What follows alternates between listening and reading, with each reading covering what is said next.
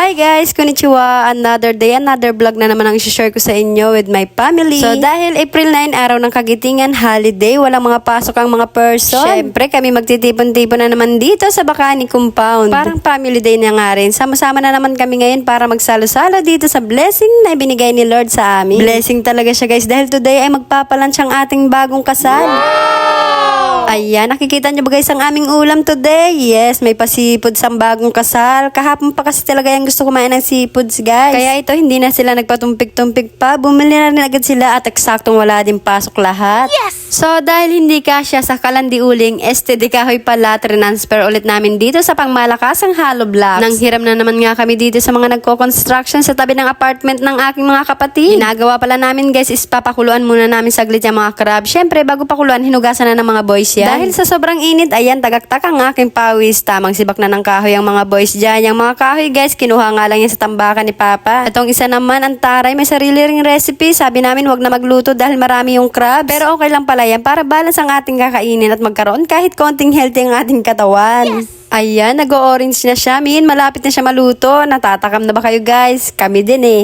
Muntik na nga mapuno yung kawa, no? Ang liit lang din kasi ng kawa namin, kaya punong-puno talaga siya. Pero pinapakuluan lang naman siya guys. Kapag ginisa naman, ay hahatiin niya sa dalawa. Pagkatapos pakuluan, nilagay ulit nila sa balde para hugasan ng panibago, para maalis daw talaga yung germs. Si Kuya Tom nga ang natasan sa mga ganyang paghugas. Siyempre, pagkatapos hugasan, magpapainit na ng mantika. Konting mantika, then margarine. Ayan, hinati na nga namin sa dalawa para hindi na magsiksikan ang mga alimango sa dagat.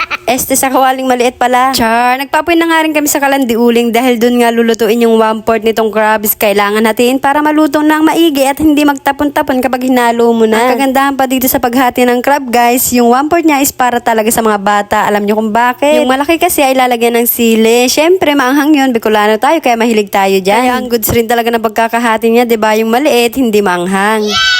At ayan na nga, gisa-gisa na ang mga person. Grabe namang kamayan ni Kuya Tom. Napakatibay. Kinakamay lang paglagay ng mga alimango. Ayan, mananawa kami sa crab. Hanggang gabihan na nga to guys, kung may matitira. At nilagyan na nga nila ng Sprite pampalasa. Itong isa tamang tungga ng tirang Sprite. Init na init yan. Siyempre, paglagay ng Sprite, isabay na rin natin dyan yung hiniwang mais. Pangmasa din talaga yung hiwa niyan. Siyempre, para lahat makakain at makatikim. Grabe ang init guys, nakakahagard no. Takpan muna at pakulan ulit. At siyempre, wala na patumpik-tumpik pa. Ilagay na rin agad itong tomato sauce. Yung tomato sauce guys, tira pa nga yun nung kasal ng kapatid ko. Napadami ang bili. At ngayon, saktong-sakto sa pagluto ng alimango. Gamit na nga at naubos pa. OMG, takam na kami guys. Kayo ba? Nilagyan nga ulit ng Sprite itong malaki dahil kulang pala. Tinungga kasi ni Marky kanina. What? Char! Katagal naman maluto ng ating crab na yan. Marami-rami na naman nga ang makakain ng inday nyo yan. Siyempre, hindi lang ako, pati mga kasama ko dito. Yes! Pero hinay-hinay lang at baka ma-high blood. Ayan na nga, para hindi mag-away-away sa paghugas ng pinggan, gumamit na nga kami dyan ng dahon ng saging.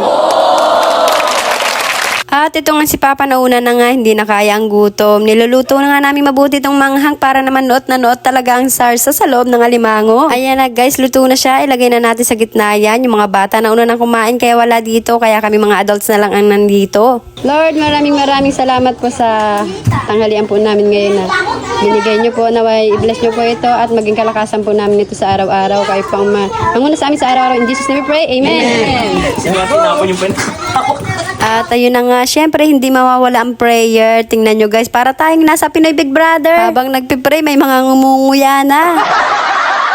Grabe, sulit na sulit ang pagkain ng crabs. Thank you Lord. At thank you din sa mag-asawang Ket and Marky na busog nyo kami. At bago pa nga matapos tong aking mini vlog guys, don't forget to follow, like, and share. Bye-bye!